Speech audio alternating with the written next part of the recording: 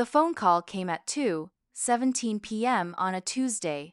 The kind of call that splits your life into before and after. My father's voice was cold, clinical, like he was reading from a script he'd rehearsed in the mirror. "You're not welcome at your mother's birthday party." The words hit me like a physical blow. I was standing in my corner office, looking out at the city skyline, and suddenly everything felt unreal. The phone trembled in my hand. "What do you mean I'm not welcome? It's Mom's 60th birthday."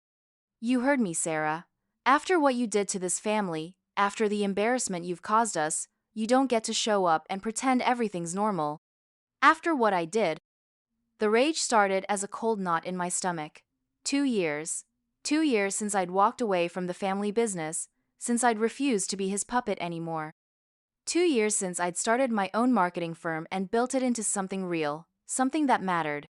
"Dad, this is about Mom, not about business, not about whatever grudge you're holding." The silence stretched between us like a chasm. When he spoke again, his voice was even colder.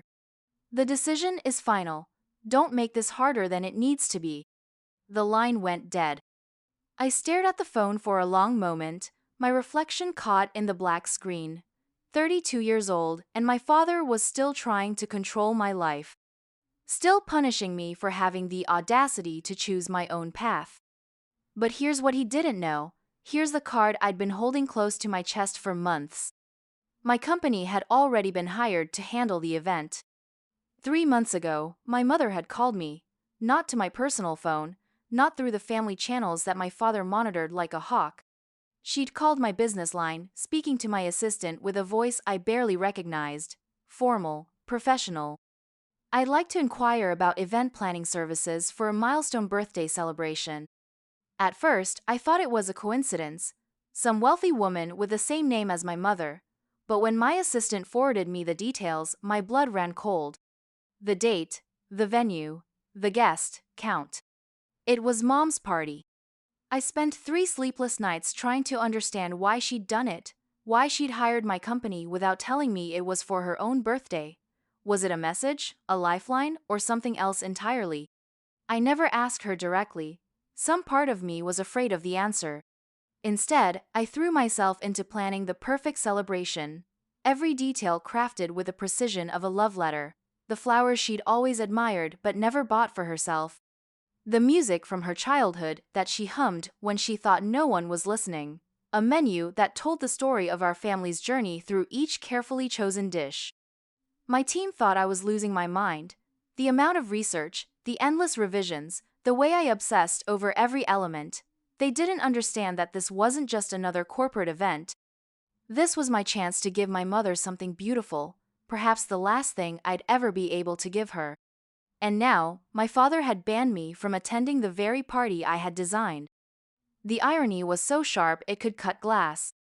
I walked to my office window and pressed my forehead against the cool glass. The city sprawled below me, millions of people living their lives, unaware that mine was fracturing in real time. My assistant knocked softly and entered without waiting for permission. Jessica had worked for me since the beginning, back when we operated out of a cramped apartment with mismatched furniture and dreams bigger than our budget. "The Fletcher party details just came in," she said, then paused. "Sarah, are you okay? You look like you've seen a ghost." I turned away from the window. Jessica was holding a folder thick with contracts and vendor agreements. The Fletcher party. My mother's party. The event that would either destroy me or set me free. "Jessica, I need you to do something for me, and I need you to not ask questions." She nodded immediately. "That's the thing about loyalty. Real loyalty. It doesn't require explanations. I want our company branding on everything. Every banner, every program, every piece of signage. Make it subtle but unmistakable. And I want you to handle all the vendor communications from now on, not me." Her eyebrows shot up. "We rarely branded our events so heavily. It wasn't our style. We preferred to let our work speak for itself, to remain the invisible hand that created magic." "All of it?" "All of it. And Jessica? The client can't know about the branding changes, not until the day of the event." She was quiet for a moment, studying my face. Then she nodded again. Consider it done. The next 3 weeks passed in a blur of careful orchestration. Every phone call with vendors was handled by Jessica. Every approval was routed through intermediaries. I became a ghost in my own production, orchestrating from the shadows, while my father remained blissfully unaware that his daughter was planning the very party he'd banned her from attending. The cruel poetry of it wasn't lost on me. 2 days before the party, my mother called. "Sarah, sweetheart, I need to talk to you." Her voice was different, fragile, like she was speaking through tears she was trying not to shed. "Mom, what's wrong?"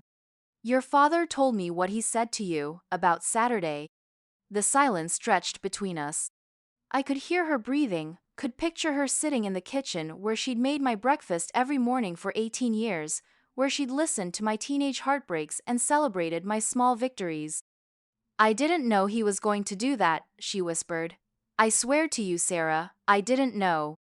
The pain in her voice nearly broke me. This was the woman who'd taught me to be strong, to stand up for what I believed in, and now she was caught in the middle of a war she never asked for. "It's okay, Mom. I understand."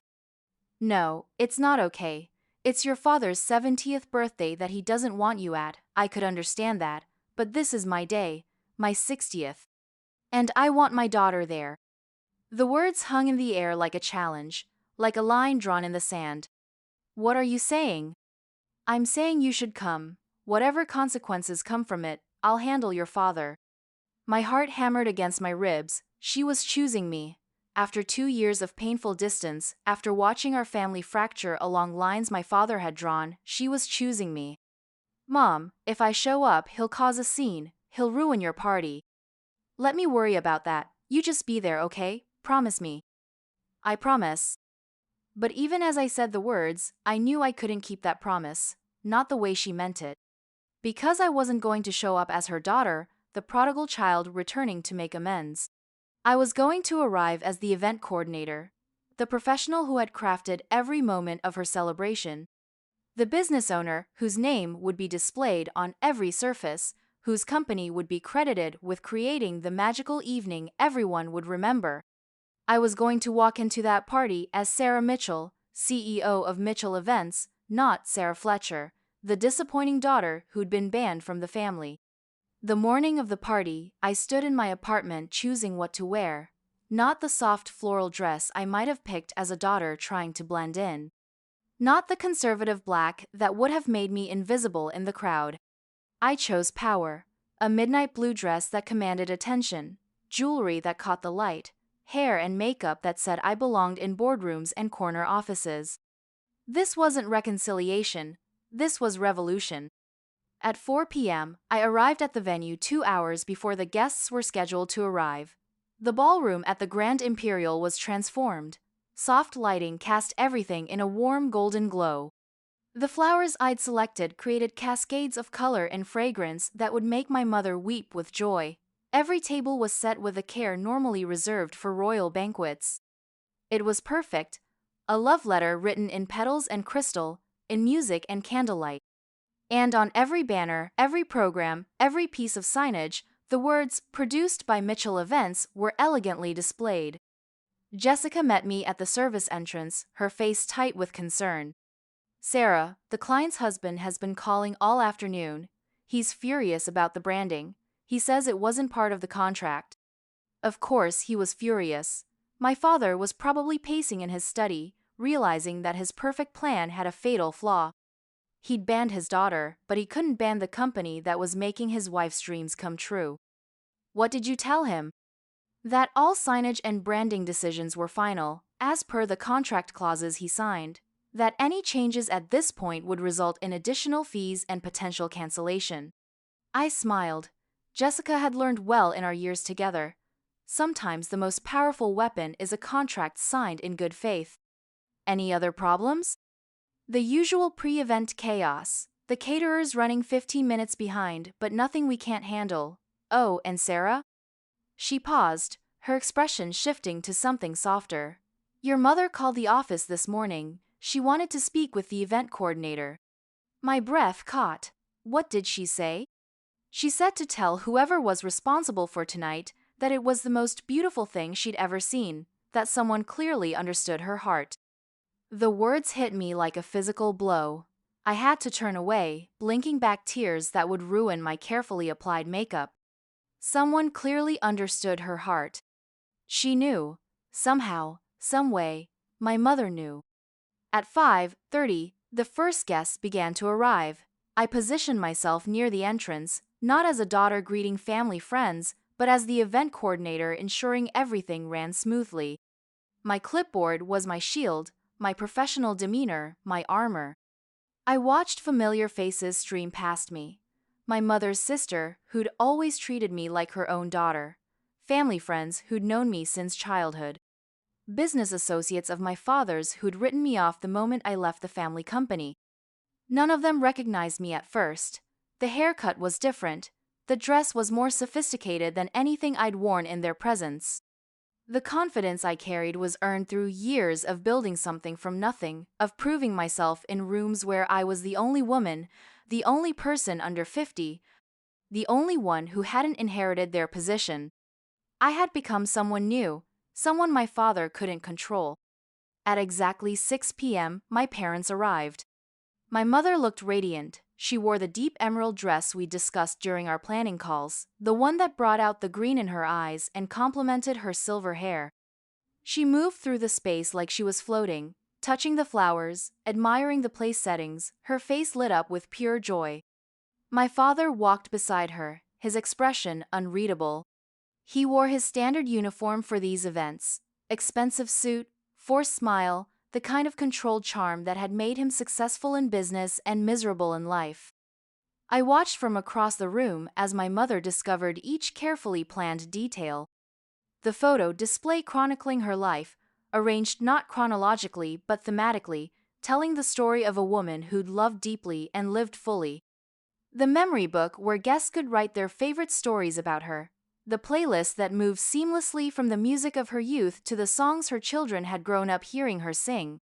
She cried when she saw the centerpieces, peonies and garden roses in soft pinks and creams, arranged in vintage teacups I'd hunted down from antique shops across 3 states. They were identical to the flowers from her wedding bouquet, preserved now in a photograph but brought back to life for the celebration. My father noticed the branding first. I was standing near the bar, coordinating with the catering manager, when I heard his voice cut across the gentle hum of conversation. "What the hell is this?" He was standing in front of the welcome banner, his face flushed with anger. The elegant script read, "Celebrating Margaret Fletcher's 60th birthday" in gold letters with "Produced by Mitchell Events" displayed prominently in the corner. My mother appeared beside him, following his furious gaze to the banner. "Richard, what's wrong?" "This is wrong. This is all wrong. That's not the company we hired." But my mother wasn't looking at the banner anymore. She was scanning the room, her eyes moving carefully across the faces of the staff, the arrangement of the tables, the flow of the evening she'd dreamed about for months. And then her eyes found mine. The recognition was instant and complete. Her hand flew to her throat, her eyes widening with understanding. For a moment, the entire room seemed to hold its breath. She knew, she'd always known. My father followed her gaze, and when he saw me standing there in my professional attire, clipboard in hand, his face went through a series of emotions that would have been comical if they weren't so devastating. Confusion, understanding, rage. "You," he said, his voice carrying across the room like a knife. "What are you doing here?" Every conversation stopped. 60 guests turned to stare at us, sensing drama but not understanding the plot. I felt the weight of their attention like a physical presence. This was it. The moment I'd been planning for 3 weeks, dreading for 3 weeks, living toward for 3 weeks. I straightened my shoulders and walked across the room toward my parents. My heels clicked against the marble floor, each step deliberate and measured. When I reached them, I stopped just close enough to speak without the entire room hearing every word. "I'm working," I said simply. Mitchell Events was contracted to plan this celebration 3 months ago. My father's face was turning an alarming shade of red. You knew when you hired the company that it was." "I didn't hire anyone," my mother said quietly. but her voice carried absolute authority. I did. The silence that followed was deafening. My father stared at her as if she'd slapped him. I could see him trying to process what she'd said, trying to understand how his carefully controlled world had shifted beneath his feet. Margaret, what are you talking about? My mother moved to stand between us, facing my father but close enough to me that I could smell her familiar perfume, could see the slight tremor in her hands that betrayed how much courage this moment was costing her. I hired Sarah's company to plan my party because I wanted my daughter to be part of my 60th birthday, even if you were too stubborn and too proud to allow it. I wanted her to have a chance to show us who she's become, what she's built, and look around, Richard, look at what she's created. She gestured to the room, her voice growing stronger with each word. Every single detail in this room tells the story of a woman who was loved. Every flower arrangement speaks to memories I thought no one else cared about. Every song on this playlist connects to moments from my life that someone took the time to remember and honor. This isn't just an event, Richard. This is 3 months of someone pouring their heart into making sure I felt celebrated, making sure I felt seen. Her voice broke slightly on the last word, and I saw tears threatening in her eyes. Sarah did this, not the daughter you threw away, not the business partner you drove out of the company, the entrepreneur who built something beautiful from nothing. The woman who remembered that I love peonies because they remind me of my wedding day. The professional who tracked down my grandmother's recipe for the dessert because she knew it would make me cry happy tears. My father was staring at her as if he'd never seen her before. Around us, the guests were pretending to return to their conversations, but I could feel their attention like heat from a fire. You went behind my back, he said finally, his voice hollow. I chose my daughter over your pride, my mother replied without hesitation. And if you can't understand why a mother would do that, then we have bigger problems than I thought.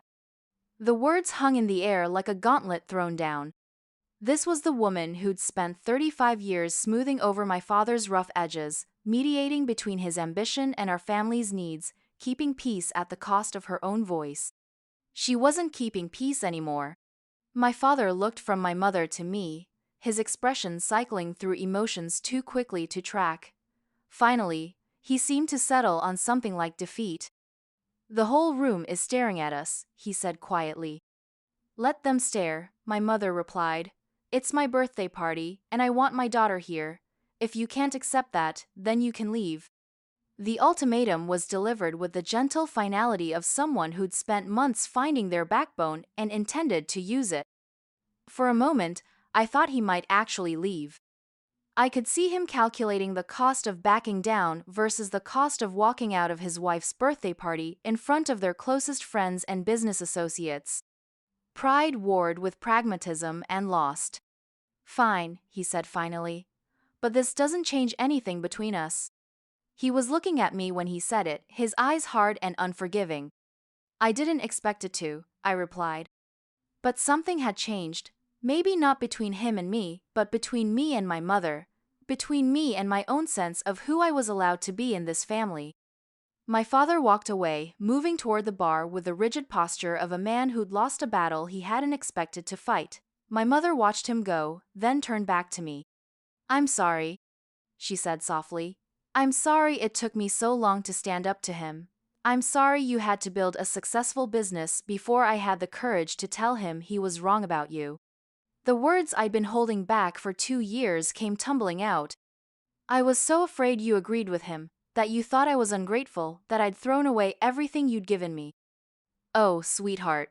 She reached for my hands, her eyes bright with tears. I was proud of you the day you walked away from his company, terrified but proud. It takes incredible strength to choose uncertainty over security, to choose your values over comfort. I just didn't know how to tell you that without destroying my marriage. She squeezed my hands, her grip surprisingly strong. But watching you tonight, seeing what you've built, what you've accomplished, I realize I should have been braver sooner. I should have fought for you instead of trying to keep the peace. Around us, the party continued. The band played the songs I'd chosen, guests enjoyed the food I'd selected, conversations flowed in the atmosphere I'd created. But all of it felt secondary to this moment with my mother. this conversation we'd needed to have for 2 years. Mom, I need you to know something.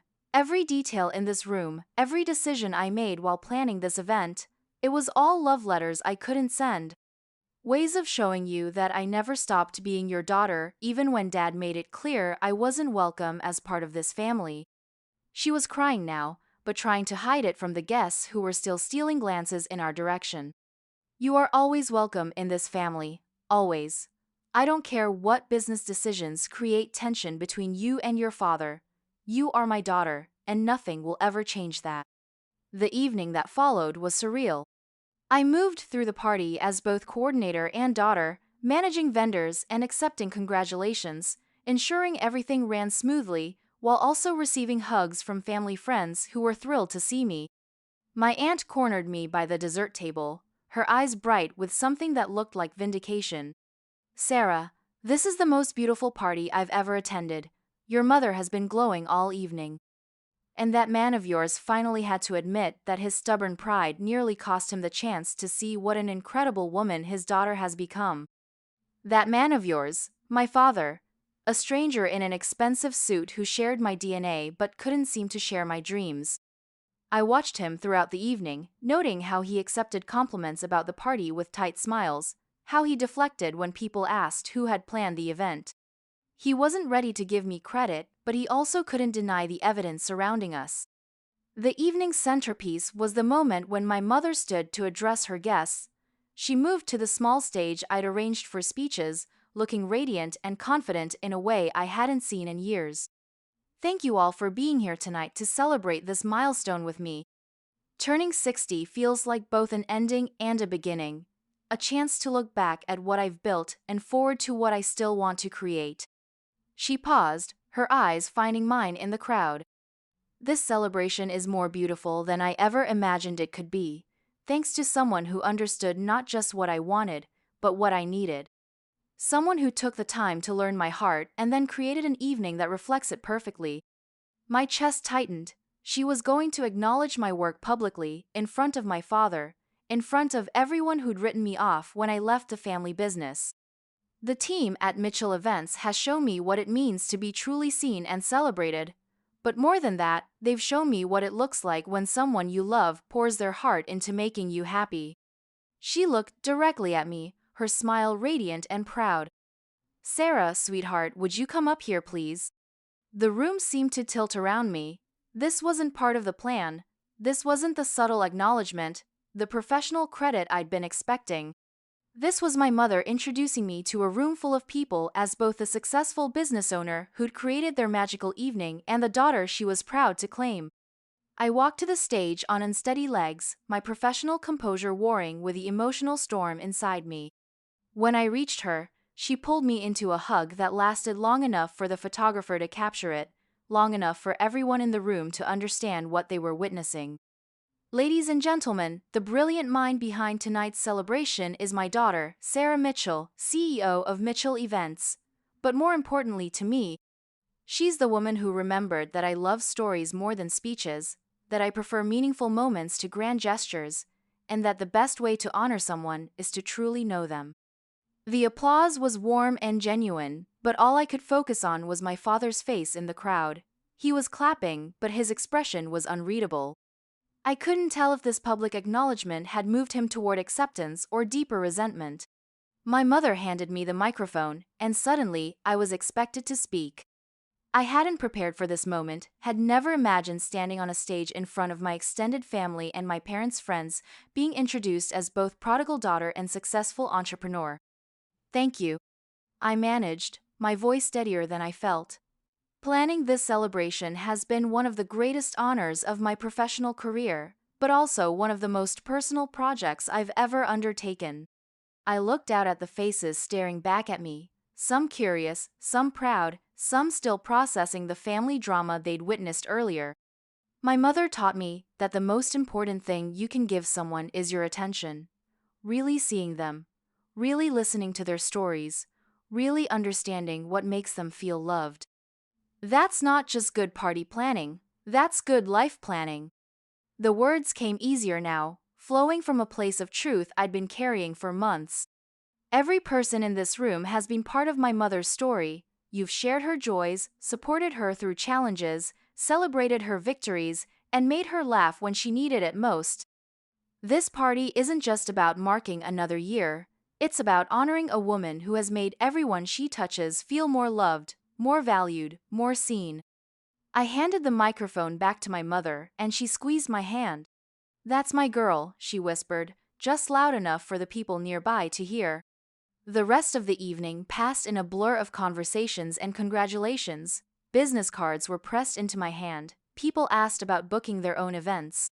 The success I'd worked so hard to build was suddenly multiplying in front of me, validation coming from the same community that had once dismissed me as Richard Fletcher's rebellious daughter. As the evening wound down, as guests began to leave with satisfied smiles and leftovers packages, I found myself alone with my parents for the first time all night. The catering staff was handling the cleanup, my team was managing the breakdown, and suddenly it was just us in a corner of the emptying ballroom. "Sarah," my father said, and his voice was different, smaller somehow. This was well done, professional, the kind of event that builds reputations. It wasn't an apology, it wasn't acceptance, but it was acknowledgement, and from him, that felt like progress. "Thank you," I replied, matching his formal tone. "Your mother tells me you've built quite a successful business." "We've been fortunate. Good team, good clients, good word of mouth." He nodded, processing this information as if he were evaluating a business proposal rather than talking to his daughter. "Perhaps we should discuss some opportunities. The Fletcher Group hosts numerous events throughout the year. It might make sense to work together on a professional level." The olive branch was wrapped in business terms, offered with the emotional distance that had always characterized our relationship. But it was still an olive branch. "I'd be open to that conversation," I said carefully. My mother was watching this exchange with the intensity of someone witnessing a historic peace treaty. She understood, as I did, that this was the best we were likely to get from him. Not love, but respect. Not acceptance, but acknowledgement. It would have to be enough. Later, as I stood in the empty ballroom overseeing the final cleanup, my mother approached me one last time. "I have something for you," she said, pulling a small wrapped box from her purse. "I've been carrying this around all evening, waiting for the right moment." Inside the box was a bracelet I recognized immediately. It had belonged to my grandmother, passed down through 3 generations of women in our family. I'd admired it as a child, been told it would be mine someday, then watched it disappear into my mother's jewelry box when family tensions began to rise. "Grandma Alice would have been so proud of you tonight," my mother said as she fastened it around my wrist. She understood what it meant to be a woman who builds something from nothing, who refuses to let other people define her worth. The weight of the bracelet felt like an anchor, connecting me to a legacy of strong women who had navigated their own challenges with grace and determination. "Mom, are you going to be okay? With Dad, I mean, after tonight." She smiled, and for the first time all evening it reached her eyes completely. "Your father is a proud man who struggles with change. But he's not stupid and he's not cruel. He'll need time to adjust to this new reality, but he'll get there. And if he doesn't, well, I've discovered I have more backbone than I thought I did." She kissed my cheek, leaving behind the faint scent of her perfume and the warmth of a mother's love that had never wavered, even when it couldn't be openly expressed. "Thank you for tonight, sweetheart. Thank you for finding a way to be here, for creating something so beautiful, for showing all of us who you really are." As I watched her leave the ballroom, walking arm in arm with my father toward whatever conversations and reckonings awaited them at home, I felt something I hadn't experienced in 2 years. I felt like I belonged somewhere again. Not as the dutiful daughter who followed in predetermined footsteps, not as the rebel who rejected everything her family stood for, but as Sarah Mitchell, a woman who had found a way to honor her past while building her future, who had transformed rejection into resilience, who had proved that love and success could coexist even in the most challenging circumstances. The last vendor left at midnight. My team finished packing the final details at 12:30. By 1 a.m., the ballroom was empty except for me and the lingering echoes of an evening that had changed everything. I sat in one of the chairs that hadn't been cleared yet, surrounded by the detritus of celebration. Scattered flower petals on the floor, programs left behind by guests. The faint scent of candles and perfume, and the kind of joy that comes from being truly celebrated. My phone buzzed with a text message from Jessica. Local news wants to feature the party in their society section. Apparently someone posted photos on social media and they're getting shared like crazy. Good for business. Good for you. Hope you're proud of what you accomplished tonight. I was proud, but more than that, I was free. Free from the weight of my father's disapproval. Free from the fear that I'd chosen wrong when I walked away from his company. Free from the worry that I'd lost my family in the process of finding myself. I'd been banned from my mother's birthday party, but I'd found a way inside anyway. Not just into the venue, but into a new relationship with my parents, a new understanding of my own strength, a new definition of what family could mean when it was built on respect rather than control. The woman who had taken her father's phone call 3 weeks ago, who had stood in her office feeling like her world was collapsing, was not the same woman who sat in this empty ballroom now. Somewhere during the planning, during the confrontation, during the evening of celebration and recognition, I had become someone new. Someone who understood that the most radical thing you can do sometimes is succeed so completely that even your harshest critics have to acknowledge your worth. Someone who knew that love isn't always loud, isn't always obvious, isn't always easy to access. Sometimes it's hidden in a mother's secret phone call to her daughter's business. Sometimes it's expressed through peonies and family recipes and playlists that tell the story of a life fully lived. Someone who had learned that the best revenge isn't destruction, it's creation. It's building something so beautiful, so meaningful, so undeniably valuable, that even your enemies have to stop and stare in wonder. I stood up from the chair and gathered my things. Tomorrow, there would be new clients to serve, new celebrations to plan, new opportunities to create magic for people who understood that the most important moments in life deserve to be honored with intention and artistry. But tonight, I had given my mother the gift of feeling truly seen, and in the process, I had finally learned to see myself clearly too. The elevator doors closed behind me as I left the Grand Imperial, but the sound that followed me wasn't the mechanical hum of descending floors. It was applause, still echoing in my memory. Still reminding me that sometimes the best way to show up is exactly as you are, doing exactly what you do best, refusing to apologize for the space you take up in the world. My father had banned me from the party, but he couldn't ban me from being his daughter, he couldn't ban me from loving my mother. And he couldn't ban me from building a life so successful, so meaningful, so undeniably mine, that even his disapproval couldn't diminish it. The night air was cool against my face as I walked to my car. Above me, the city lights stretched toward stars I couldn't see but knew were there, constant and patient and beautiful in their distant way. Just like family, just like love, just like the kind of success that matters, not because of who applauds it, but because of who it allows you to become. I drove home through empty streets, my grandmother's bracelet catching the light from passing street lamps, carrying with me the knowledge that some battles are won not through confrontation, but through the quiet, relentless act of becoming exactly who you're meant to be. And sometimes, if you're very lucky, the people you love most will be there to witness your becoming, to celebrate your arrival at yourself, to welcome you home to the person you were always supposed to be.